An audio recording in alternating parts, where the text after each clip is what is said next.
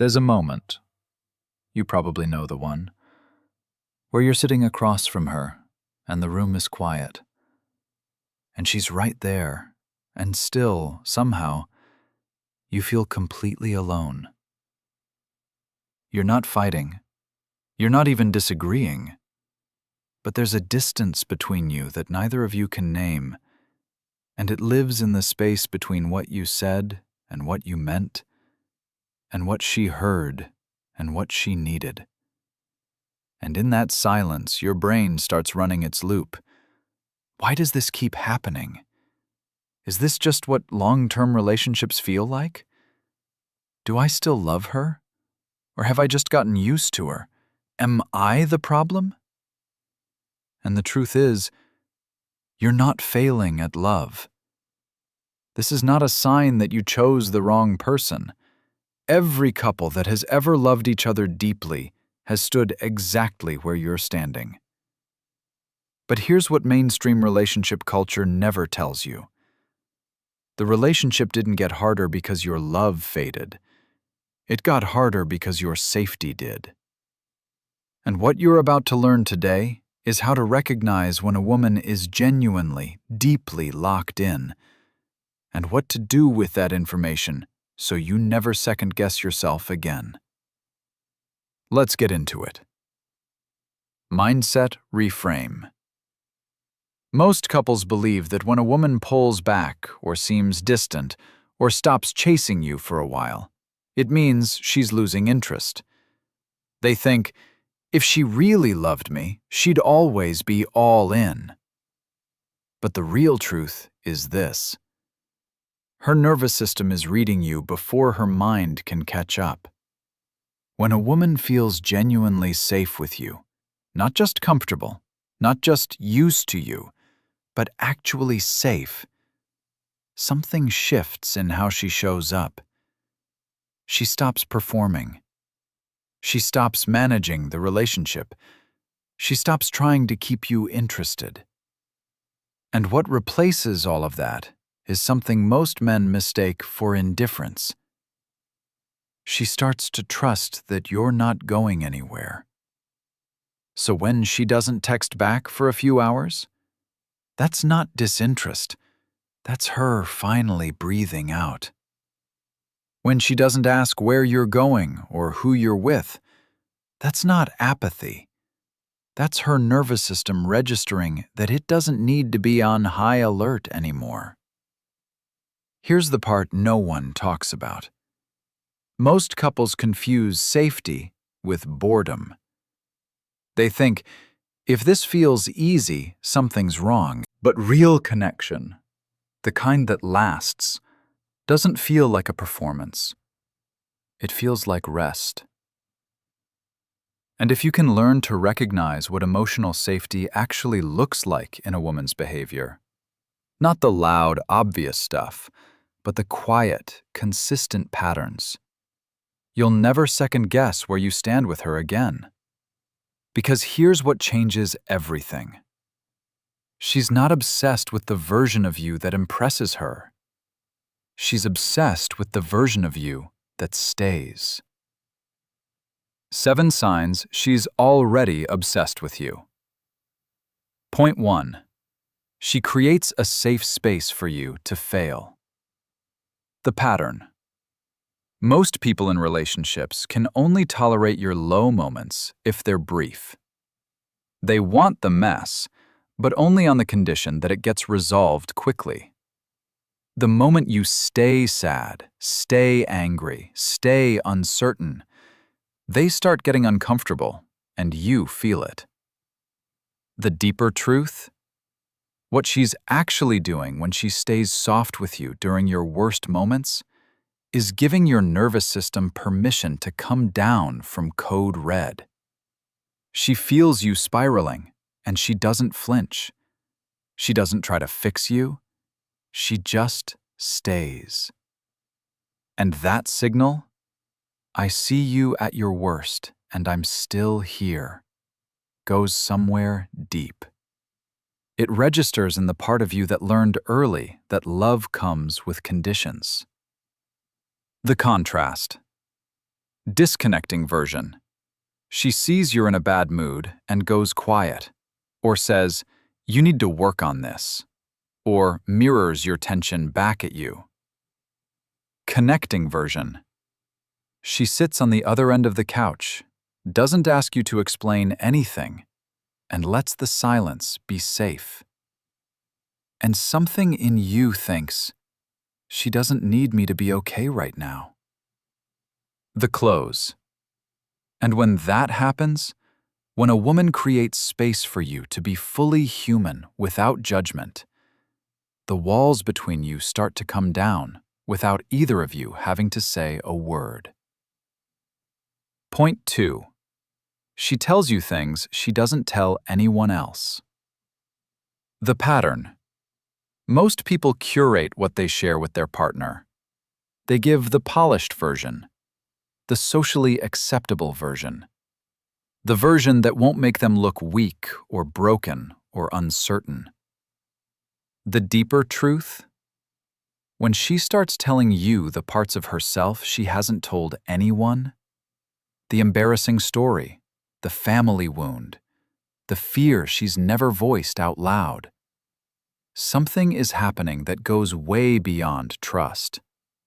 She's letting you see the architecture of her inner world. And she wouldn't do that unless she felt, on a cellular level, that you can hold it. The contrast. Disconnecting version. She keeps the heavy stuff to herself, shares only what looks good, and keeps you in the outer ring of her experience. Connecting version. She tells you about the conversation with her mom that broke her, or the way she still feels like the kid who wasn't quite good enough, and she looks at you while she does it. Her brain is quietly registering, "He actually heard me this time." The close. That's when she stops feeling like someone you're dating and starts feeling like someone who's actually yours. Not because you claimed her, but because she chose to let you all the way in. Point 3. She turns toward you even when she's tired or scared. The pattern. Most couples have a rule, unspoken but real, that connection happens on good days. When those conditions aren't met, the relationship goes on pause. The deeper truth. The moments that test whether someone is really into you aren't the big romantic moments. They're the small, inconvenient ones. And if in those moments she still turns toward you, still lets you in, still stays soft with you, that is not small. That is the behavioral equivalent of someone choosing to stay vulnerable when every defense mechanism is screaming at them to close the door. The contrast. Disconnecting version. She shuts down, says, "I'm fine," and disappears into her phone or her work or her distance. Connecting version. She says, "I'm in a weird headspace, but I don't want to be alone right now. Can we just sit together for a bit?" And she's doing this not because she has energy for connection, but because being with you is the energy source. The close. That's the shift that turns a relationship that feels like a negotiation into one that feels like a refuge. And that's when you stop wondering if she's all in, because the answer is written in every exhausted, inconvenient, still showing up moment. Point 4. She remembers the small stuff and brings it back later. The pattern. Most people listen to their partner in the moment, nod, respond, and then file it away. They hear what was said, but not the weight behind it. The deeper truth. When a woman remembers the small things you mentioned once, the coffee you liked, the story from your childhood, the worry you mentioned 3 weeks ago, and she brings it back later, something deep is being communicated. She's been building a map of who you are in her head, and she's actively using it. That's not girlfriend behavior. That's obsession. The contrast. Disconnecting version. You tell her something personal, say that you didn't feel supported by your dad growing up, and she responds in the moment, moves on, and never circles back. Connecting version. 2 weeks later, she's watching a movie and a father-daughter scene comes on, and she pauses and looks at you and says, "I was thinking about what you told me. I'm sorry that happened to you." And what moves through her is, "I forgot how good it feels to be chosen." The close. And when you realize she carries pieces of you with her in a way that no one else does, you start to understand that she's not just invested in your relationship. She's invested in you, specifically, in a way that goes way past convenient. Point 5. She tells you the hard things before you ask. The pattern. Most people avoid hard conversations until they absolutely have to have them.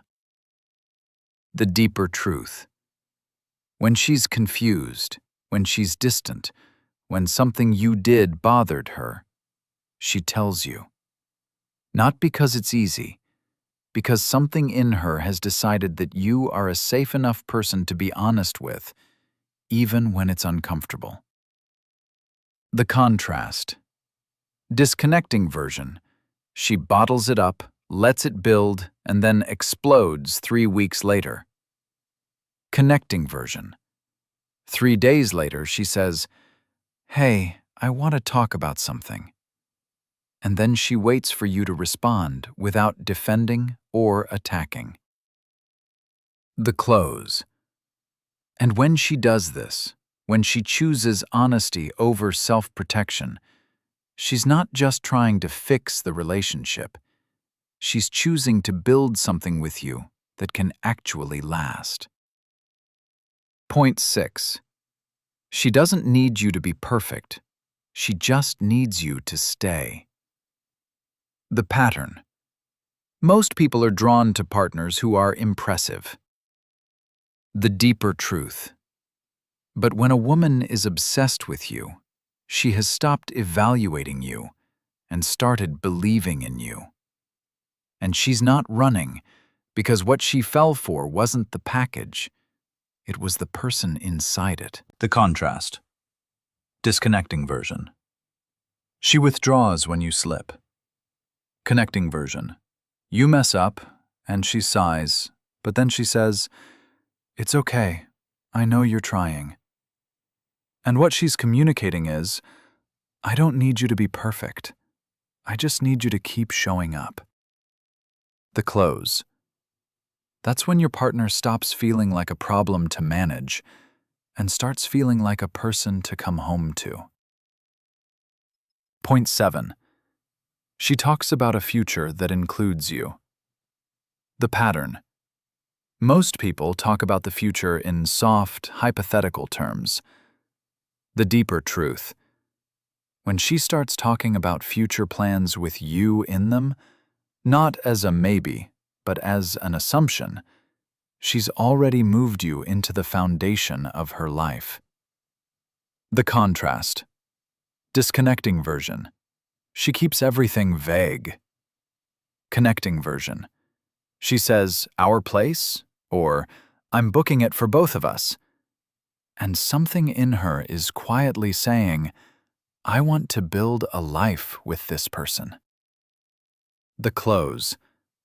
And when she's making you a part of her vision for the future, not asking for permission, she's telling you something with her behavior that words sometimes can't carry. She's already all in. Close. Here's the thing, bro. Every single one of these signs is something you can learn to look for, but more importantly, they're all things that become possible the moment you stop trying to perform and start being the version that stays. This isn't a checklist. It's an invitation to show up differently. And that changes everything about what's possible between you and the person you chose. When you internalize this, when you stop looking for validation and start building something real, you stop reacting and start responding. And your partner will feel the difference before you've even said a word. These aren't tips for a better relationship. They're the beginning of becoming the kind of partner you always wanted someone to be for you. And here's the mic drop. Love isn't what you fall into. It's what you build. Every single day, on purpose, with someone who keeps choosing you even when it's hard. If this hit, save it. Share it with the person you care about. And if you want more content like this, things they don't teach you in any dating book, hit subscribe. I'll see you in the next one.